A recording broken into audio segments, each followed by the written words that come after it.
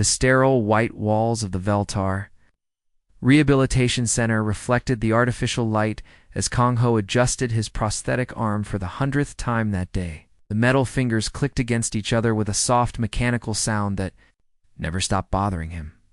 3 years had passed since the doctors attached this thing to his shoulder, but it still felt foreign, cold, like carrying a piece of his enemies with him everywhere he went. His scarred face told stories that most people didn't want to hear. Burns from plasma fire had left purple marks across his left cheek, while shrapnel scars dotted his forehead like a constellation of pain. The worst part wasn't the physical damage, though. It was the nightmares that came every time he closed. His eyes, dreams filled with human voices singing in the darkness, the sound of metal tearing through space, and the screams of his fellow soldiers. The young journalist sitting across from him looked nervous. She kept glancing at his cybernetic, the red glow making her uncomfortable. Good. Everyone should be uncomfortable when talking about what happened out there among the stars. "My name is Borum," the female reporter said softly, her voice barely above a whisper as she activated her recording device. The small black box hummed to life, its blue light indicating it was capturing every word. "I'm here to document the experiences of coalition veterans from the human war. The people need to understand what our soldiers went through." Kung Ho's laugh was bitter and hollow, echoing off the white walls like a ghost's mockery. "The human war? That's what you're calling it now?" He leaned forward in his chair, the servos in his prosthetic arm whining softly as he moved. His cybernetic eye whirred as it focused on her face, analyzing her heart rate, stress levels, and micro-expressions. Technology meant to help him survive in combat now served to read civilians. "Child, you have no comprehension of what walked on 2 legs in that conflict." Moram shifted uncomfortably in her seat, her hands fidgeting with her datapad. She had interviewed dozens of veterans over the past month, collecting stories for her documentary about the war. Most of them talked about strategy, equipment failures, or the bravery of their comrades. None of them had looked at her with the hollow stare she saw in Kong Ho's remaining organic eye. The official reports state that humans were classified as a minor threat species before first contact, she said, reading from her prepared questions. Intelligence suggested they posed minimal risk to coalition expansion efforts. "Minor threat," Kong Ho repeated, his voice dropping to a whisper that seemed to suck the warmth from the room. The words tasted like poison in his mouth. "We thought they were primitive, weak, backwards little creatures crawling around on a single planet in some forgotten corner of the galaxy." He stood up slowly, his artificial leg clicking against the floor with each step. The rehabilitation center had tried to make him as comfortable as possible. But comfort was a luxury he'd lost somewhere between the first human attack and the final retreat from Earth's system. Their technology was centuries behind ours. He continued walking to the window that overlooked the peaceful gardens outside.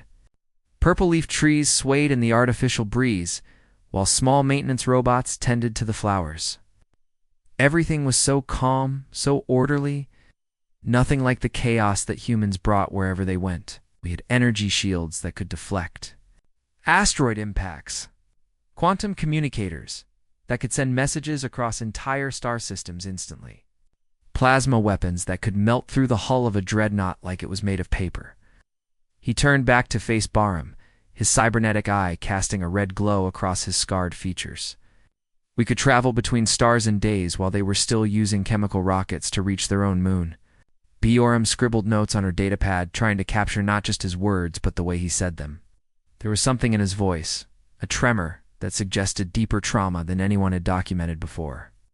"The Coalition military classified Earth as a Category 5 civilization," Kong Ho continued, settling back into his chair with a mechanical hiss from his prosthetic leg. "Barely worth the fuel it would take to send a survey ship. We figured a single cruiser could pacify their entire planet in a matter of hours." He paused, staring at his artificial hand as the fingers opened and closed with precise mechanical movements. The technology was beautiful in its own way, more advanced than anything humans had possessed at the time. But every time he looked at it, he remembered why he needed it in the first place. "We were fools," he whispered, the words carrying the weight of 3 years of nightmares and survivor's guilt. Complete, and utter fools. The rehabilitation center's peaceful atmosphere seemed to mock the darkness in Kong Ho's words as he prepared to tell his story. Outside, alien children played in the gardens while their parents discussed mundane concerns like work schedules and weather patterns. None of them understood that their peaceful existence had been bought with the blood of soldiers like him. None of them knew that somewhere out there, beyond the edge of known space, humans were building ships and preparing for their next move. Bjorn's recording device captured every word as Kong Ho began his tale of horror among the stars, unaware that she was about to hear the most terrifying story ever told about humanity's introduction to the galaxy. Commander Taman led our first engagement fleet. Kong Ho continued, his voice growing distant as his mind traveled back to that fateful day. The cybernetic eye dimmed slightly, as if the memory was too painful even for artificial enhancement to process clearly. 12 dreadnoughts, each one a kilometer long and bristling with enough firepower to glass an entire planet. The pride of the Coalition Navy, representing the combined military might of 47 different species. Bjorn leaned forward, captivated despite herself. She had heard whispers about the first engagement, but the official reports were heavily classified. This was the first time anyone had spoken openly about what really happened in the Sol system. Was serving as tactical officer aboard the Eternal Glory, Taman's flagship, Kong Ho said, his artificial fingers drumming against his knee in a nervous rhythm. We dropped out of hyperspace at the edge of their solar system like gods descending from heaven. Our ships were so massive they blocked out the light from distant stars. The sensor arrays could detect every piece of space debris larger than a pebble, every satellite, every primitive space station they had orbiting their world. He paused, watching a maintenance robot tend to the flowers outside the window. The small machine worked with perfect efficiency, following its programming without question or hesitation, just like Coalition soldiers were supposed to do. Intelligence briefings made it sound like a training exercise, he continued. Human civilization was barely 3 centuries old in space. They had fusion drives that took months to travel between planets in their own system. Their weapons were kinetic projectiles and chemical explosives. Museum pieces compared to our plasma cannons and quantum torpedoes. Bjorn's stylus scratched across her datapad as she took notes. What was the fleet's primary objective? Pacification and integration, Kong Ho replied automatically, the words coming from years of military conditioning. Standard first contact protocol. Demonstrate overwhelming force, accept surrender, establish coalition governance, begin resource extraction operations. We'd done it hundreds of times before, on dozens of worlds. His organic eye focused on something beyond the window, beyond the present moment. 3 human ships met us at the edge of their solar system. Primitive fusion drives, metal hulls that looked like they were held together with hope and stubbornness. The largest one was maybe 300 meters long, barely a tenth the size of our smallest escort vessel. Kong Ho's prosthetic hand clenched into a fist. Remember laughing when I saw them on the tactical display. 3 tiny dots approaching our massive formation. It was like watching ants march toward a boot. Commander Taman actually joked about it over the CUM system, asking if we should bother charging our weapons or just use the point defense systems. What were the human ship designations? Bjorn asked, trying to keep her voice steady. The lead vessel called itself Defiant. The other 2 were Indomitable and Resolute. Even their names should have been a warning, but we were too arrogant to listen. He stood up slowly, his mechanical leg worry as it adjusted to support his weight. Taman opened a communication channel, ready to accept their inevitable surrender. Standard procedure demanded we give them one chance to submit peacefully.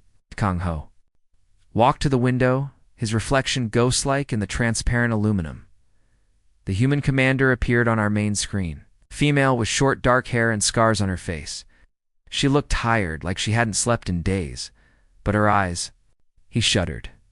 Her eyes burned with something we'd never seen before in any species we'd encountered. What did she say?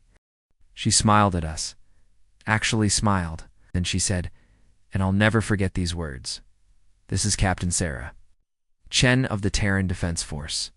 You have entered our space without permission and with hostile intent. We politely suggest you turn around and go home before this gets unpleasant.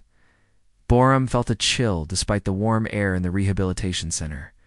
How did Commander Taman respond? He laughed. We all did. Here was this primitive little ship, facing a fleet that could crack planets, and their captain was giving us an ultimatum. Kong Ho's reflection seemed to waver in the window. Taman activated the external speakers so his voice would carry across space.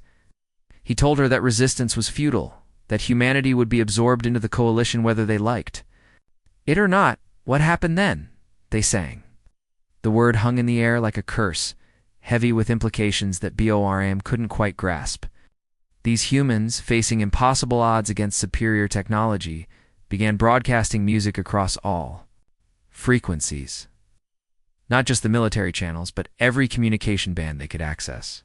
Kong Ho turned away from the window, his cybernetic eye glowing brighter as emotional subroutines activated. It wasn't just one song. Each ship was broadcasting something different. The Defiant played something called the Battle Hymn of the 6EH. Republic. The Indomitable transmitted what their database identified as We Will Rock You. The Resolute sent out something called Don't Stop Me Now. Why music? We didn't understand it at the time. Every species we'd encountered either begged for mercy or tried to negotiate when faced with overwhelming force. But humans. He shook his head. They threw a party, like they were celebrating their own funeral.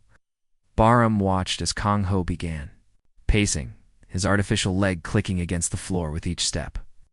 The rhythm matched the drumming of his prosthetic fingers, creating an odd mechanical symphony. Then they accelerated straight toward us, he continued, his voice dropping to barely above a whisper.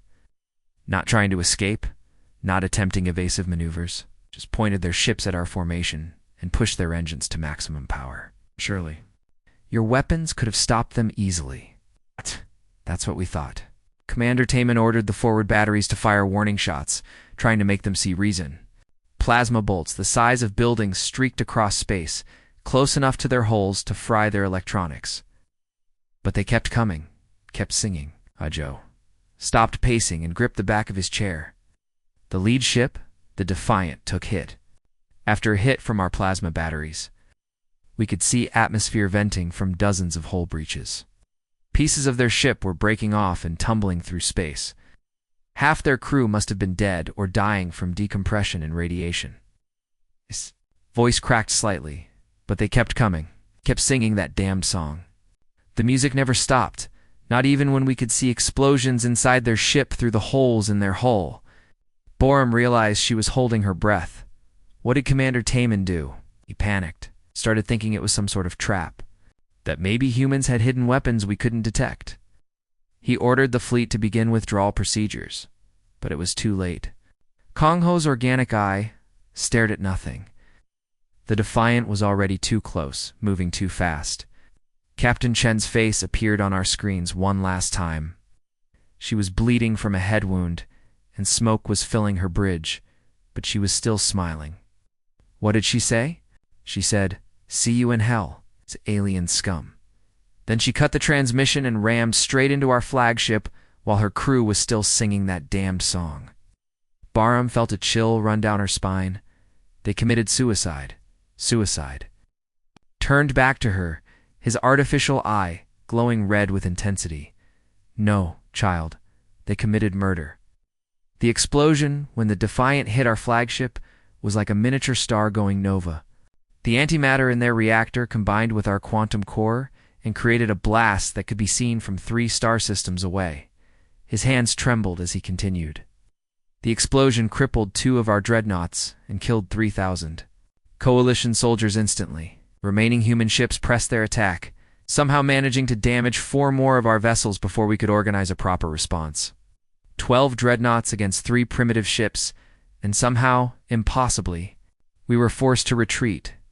The rehabilitation center's peaceful atmosphere felt suffocating as Kong Ho remembered the first taste of human warfare. The moment when the galaxy learned that some species would rather die fighting than live in chains.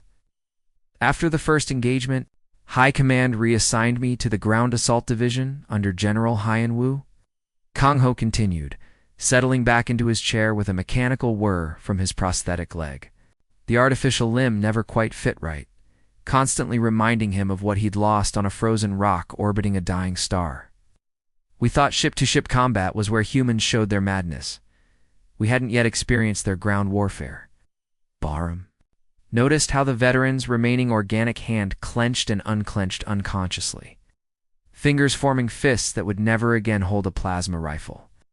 The nervous gesture had become habit over the past 3 years, a physical manifestation of memories that refused to stay buried. General Hyen Wu was a decorated veteran of the Ketheri Rebellion and the Zephyr System pacification. Kanjo said, his cybernetic eye dimming as he accessed old military files stored in his neural implant.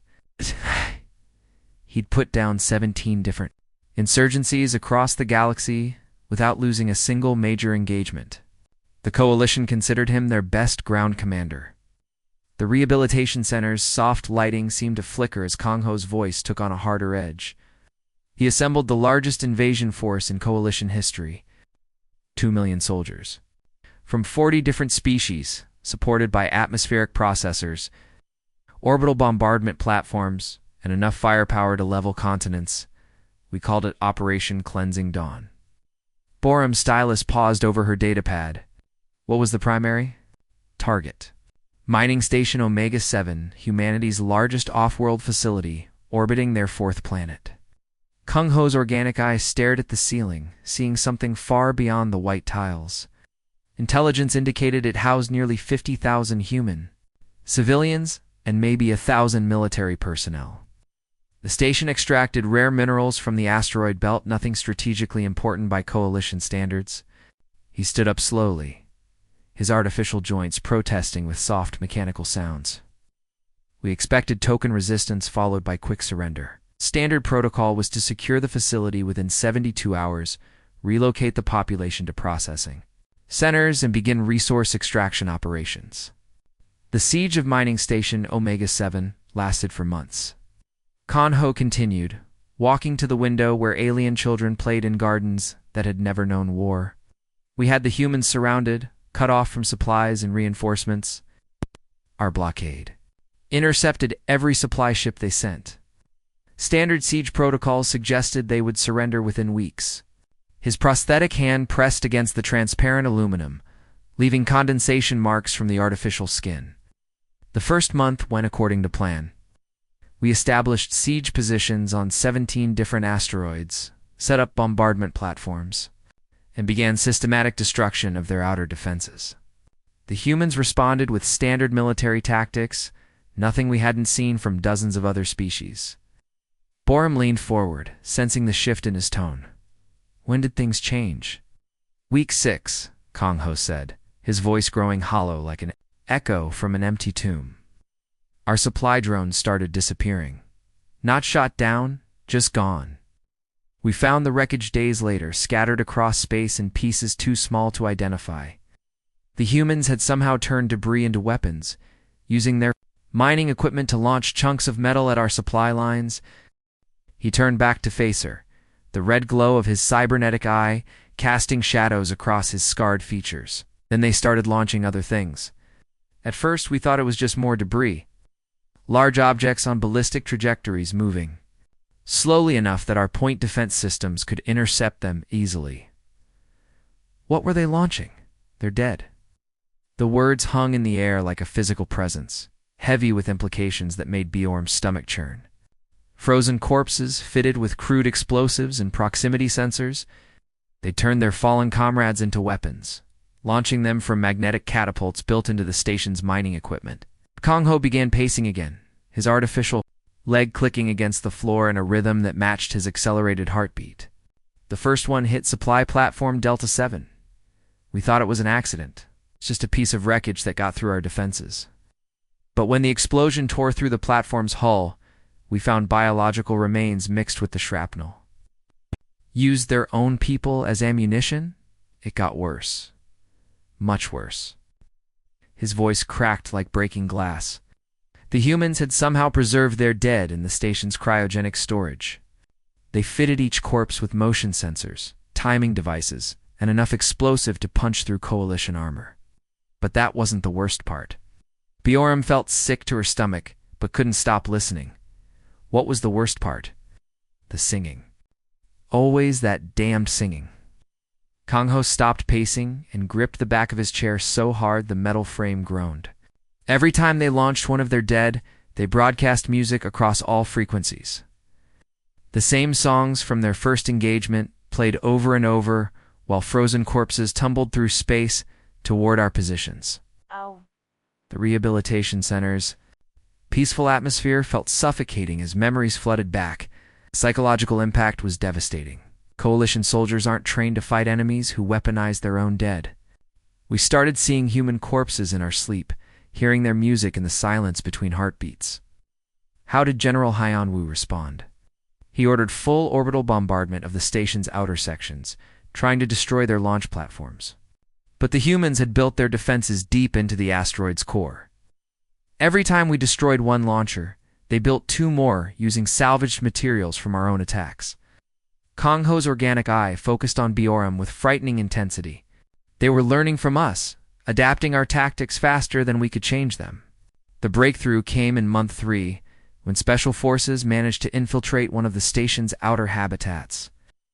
What we found there, he paused, struggling with words that couldn't adequately describe the horror.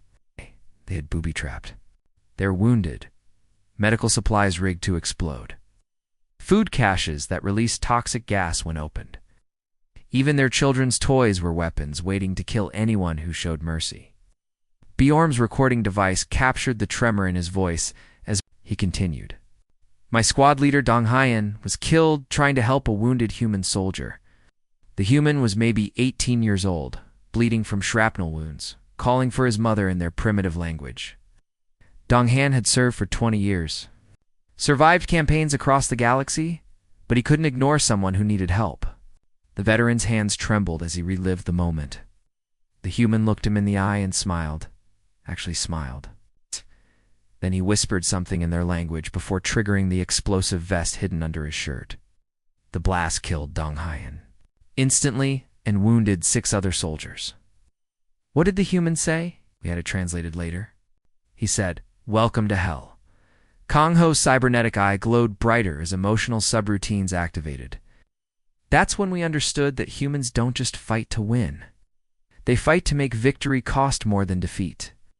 The rehabilitation center's climate control system hummed quietly. The sound reminded Kang Ho of human machinery, of the constant background noise that filled Mining Station Omega-7 during those 4 horrible months. General Hyan-Woo ordered us to stop taking prisoners after the 3rd booby-trapped medical station. But the humans adapted. They always adapted. His voice became a whisper. They began broadcasting the death screams of our captured soldiers. Not for interrogation, not for intelligence gathering, just to break our spirits, to make us afraid of our own shadows.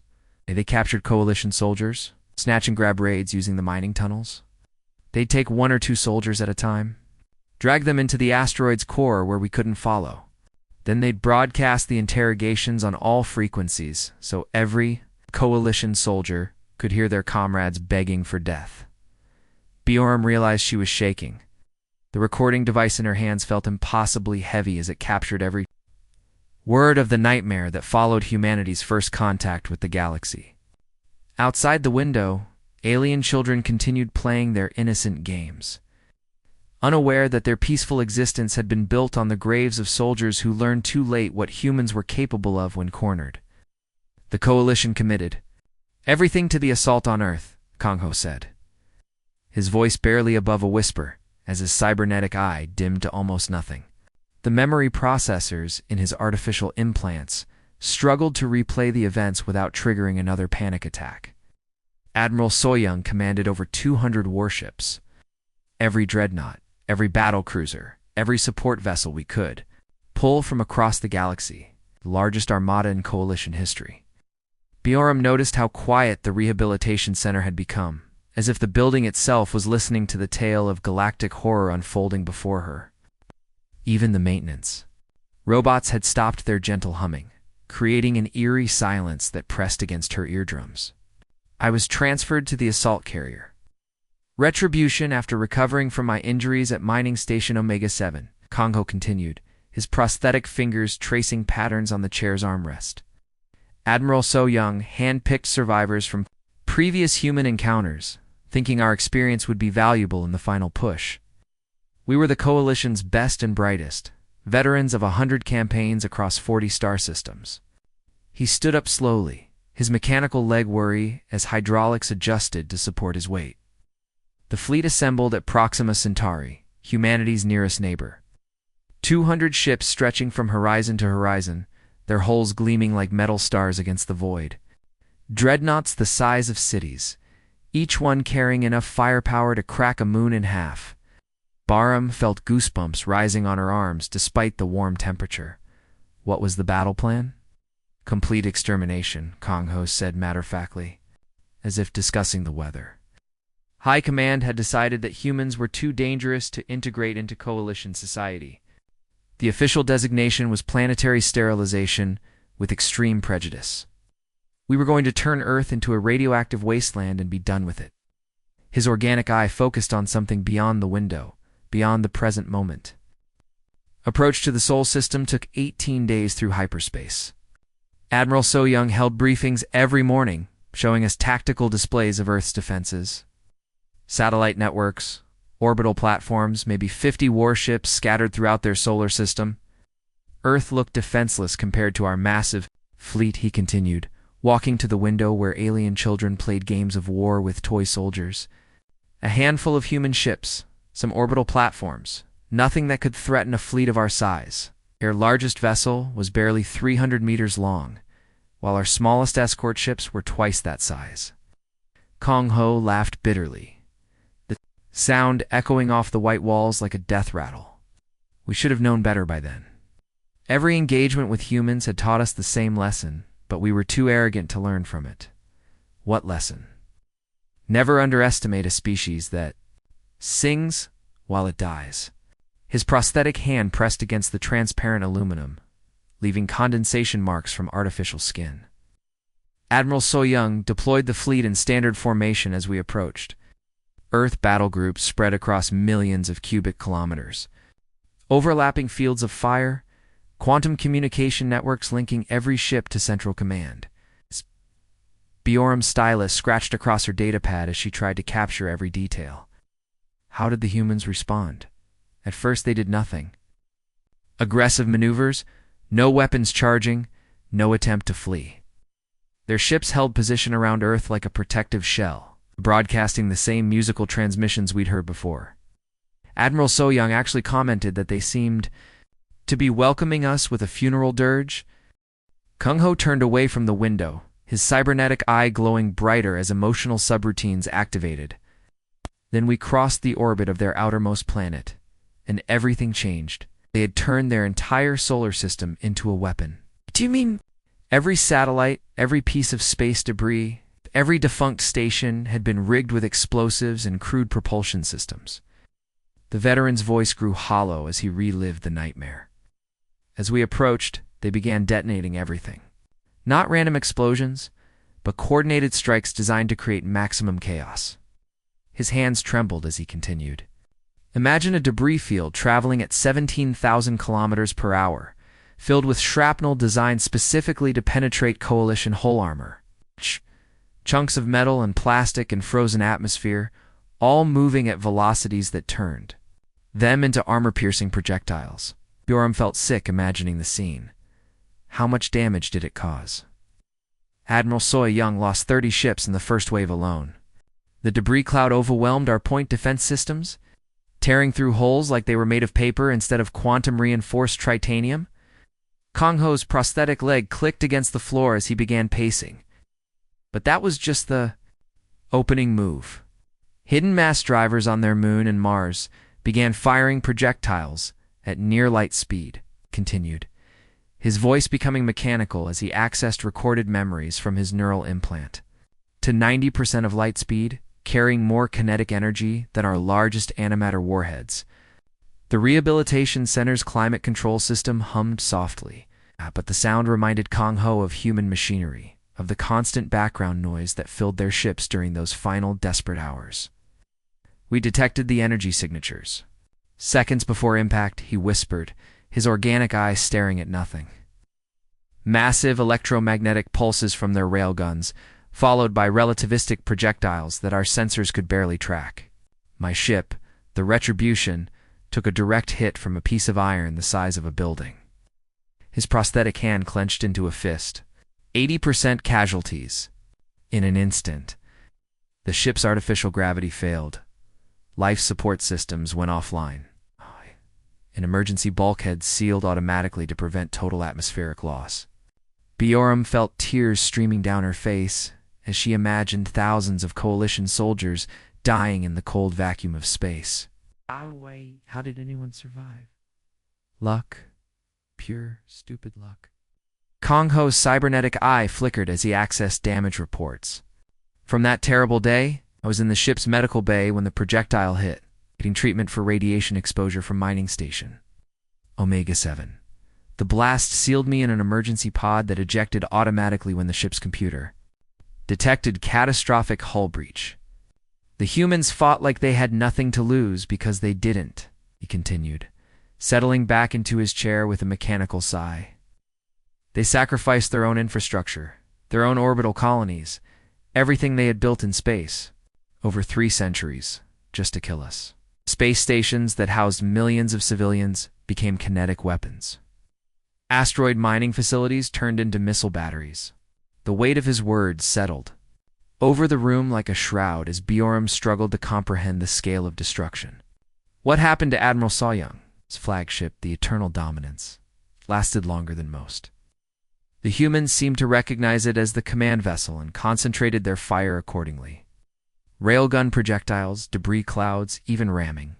Attacks from unmanned cargo ships loaded with nuclear warheads. Kong Ho's voice cracked with emotion. The ship's quantum core went critical after taking hits from 6 different mass drivers simultaneously. Explosion lit up the entire solar system like a second sun. In the end, Admiral Soyoung called for full retreat from his escape pod, broadcasting on all Coalition frequencies as Earth burned around him. Not because we couldn't win eventually, but because victory would have cost us everything we were. The veteran's hands shook as he remembered the transmission that ended the war. His last words were, "May the gods forgive us for what we've awakened." Bioram's recording device captured every tremor in his voice as Kong Ho described the moment when the mighty Coalition armada, pride of 47 different species, turned and fled from a single world inhabited by creatures that refused to surrender even when facing extinction. Outside the rehabilitation center's windows, alien children continued their innocent games, unaware that their peaceful existence had been purchased with the blood of soldiers, who learned too late that some species would rather burn their own world than bow to foreign masters. Bioram sat in stunned silence as Kong Ho returned to his chair, the mechanical whir of his prosthetic leg the only sound in the rehabilitation center's sterile atmosphere. The veteran looked older somehow, as if reliving the memories had drained years from his life in the span of a few hours. Deep lines etched his face where none had been before, and his remaining organic eye held a hollow quality that spoke of trauma beyond healing. "I was among the last evacuated from Earth's system," he said quietly, his voice barely above a whisper as he settled into the chair with careful, measured movements. 17 soldiers out of a crew of 4,000 picked up by a Coalition rescue ship 3 days after the retreat order, floating in an emergency pod with life support running on backup power. His cybernetic eye flickered as it accessed stored memories, playing back scenes of horror that would never fully fade. The rescue ship's medical bay was overflowing with survivors, most of them catatonic from what they'd witnessed. Coalition. Soldiers from a dozen different species, all broken by the same enemy, all struggling to process what humans had shown them about the nature of warfare. Bioram noticed her hands shaking as she tried to take notes. The recording device on the table between them seemed insignificant compared to the weight of the story being told. What happened to the other survivors? Most never recovered. Ginwoo, my communications officer, spends his days staring at walls and humming human songs he heard during the battle. Myung, our weapons specialist, refuses to speak to anyone and flinches every time she hears music. Kong Ho's prosthetic fingers drummed against his knee in a nervous rhythm. The experience broke most of us. Not just the physical losses, but the understanding of what we had encountered. Understanding. Bioram managed to ask, though part of her feared the answer, his voice taking on the tone of someone delivering a lecture on universal law. Every other race we'd encountered in the galaxy followed certain unwritten rules. They had codes of honor, concepts of proportional response, limits on what they considered acceptable in warfare. He stood up slowly, walking to the window where alien children played games in the garden outside. Their laughter drifted through the transparent aluminum, a sound of innocence that seemed to mock the darkness of his words. The Cathari had their warrior traditions. The Zephyrians followed strict military protocols. Even the Vorthan pirates had boundaries they wouldn't cross. His organic eye focused on the playing children, but humans, they don't have rules of engagement or codes of honor. They have one principle: win at any cost. Kong Ho's cybernetic eye dimmed as emotional subroutines struggled to process the memories. To defeat them, we would have had to become like them. Turn our dead into weapons. Sacrifice our children for tactical advantage. Abandon everything that made us civilized beings. The Coalition Council faced an impossible choice, he continued, his breath fogging the window's surface. They could escalate the war, match human brutality with our own, and risk losing the very civilization we were trying to protect. Or they could negotiate peace with creatures who had proven that no cost was too high for victory. Bioram struggled to process everything she had heard. The official reports had mentioned heavy casualties and tactical difficulties, but nothing like the nightmare Kong Ho was describing. But the war is over now. Peace treaty signed 3 years ago. The peace treaty is a reprieve, nothing more. Kong Ho interrupted, his voice carrying the weight of prophecy. A temporary ceasefire, while both sides lick their wounds and prepare for what comes next. He turned away from the window, his scarred face illuminated by the afternoon light streaming through the transparent aluminum. Right now, as we sit here discussing the past, humans are reverse engineering our technology. Every piece of Coalition equipment left behind during the retreat, every damaged ship that didn't make it to hyperspace, every weapon system they salvaged from the battlefield. The veteran began pacing again, his artificial leg clicking against the floor in a rhythm that matched his accelerated heartbeat. They're building new ships using our quantum drive technology, establishing colonies throughout their local star, cluster using our terraforming equipment, learning our science, adapting our weapons, improving on designs that took us centuries to perfect. Bioram felt a chill run down her spine. How do you know this? Intelligence reports filtered down even to rehabilitation centers, Kong Ho replied, tapping his cybernetic eye. This implant connects to the Coalition military network. I see the scout ship reports, the intercepted human transmissions, the long-range sensor data from the border systems. His voice dropped to barely above a whisper.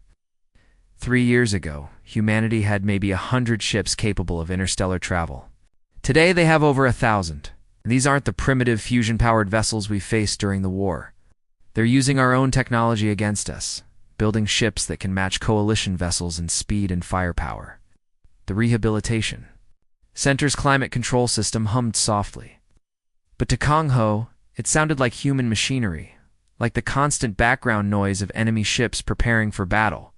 But it's not just the ships, he continued, moving closer to Bioram until she could see the red glow of his artificial eye reflected in her pupils. It's what they represent. Humans learn from every encounter, adapt to every challenge, turn every defeat into a lesson for future victory. They've established research stations throughout the Sol system, each one dedicated to understanding Coalition technology. They've built shipyards that dwarf anything we have in the Outer Rim territories. It's most disturbing of all, they've begun recruiting other species that have grievances against the Coalition. Bioram's stylus fell from nerveless fingers, recruiting allies. Rogue Zephyrian traders selling Coalition military secrets. Even some Vorthan pirate fleets have switched allegiance, drawn by promises of advanced technology and revenge against the Coalition. Kong Ho's prosthetic hand clenched into a fist. Humanity is building an alliance of outcasts and rebels, united by hatred of Coalition rule. The veteran leaned forward, his scarred face intense with the urgency of his message. Listen carefully. young one. The galaxy called us monsters for what we did in that war, for the tactics we were forced to adopt just to survive against human ingenuity. But humanity is coming, and they're bringing friends. They're learning our science, stealing our secrets. And when they reach the outer spiral arms with their coalition of rebels and pirates and dispossessed species, his voice dropped to a whisper that seemed to echo through the rehabilitation.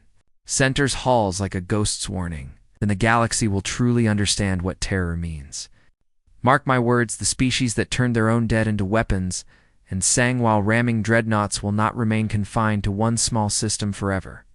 BO-Ram's recording device captured the final chilling words of the interview as Kong Ho stared out at the peaceful alien sky. Somewhere beyond those artificial clouds, beyond the atmosphere of this quiet world, humanity was spreading through the galaxy like a virus of war and chaos. "They're coming," he whispered one final time, his cybernetic eye glowing like an ember of warning. "And when they arrive, they won't come as conquerors, seeking tribute or submission. They'll come as liberators, offering freedom to every species that has ever chafed under coalition rule." The rehabilitation center fell silent, except for the veterans' quiet breathing and the distant hum of alien civilization, unaware that their peaceful existence had been forever changed by humanity's introduction to the galaxy. Outside, the artificial sun began to set, casting long shadows across the gardens where children played. Innocent of the knowledge that somewhere in the darkness between stars, humanity was building ships and gathering allies for the day when the galaxy would burn with the fire of human ambition. Biram turned off her recording device with trembling fingers, knowing that she had just captured the most important and terrifying story in galactic history, the warning of a broken soldier who had seen the future written in the stars, spelled out in the wreckage of coalition fleets and the songs of a species that refused to surrender. The end.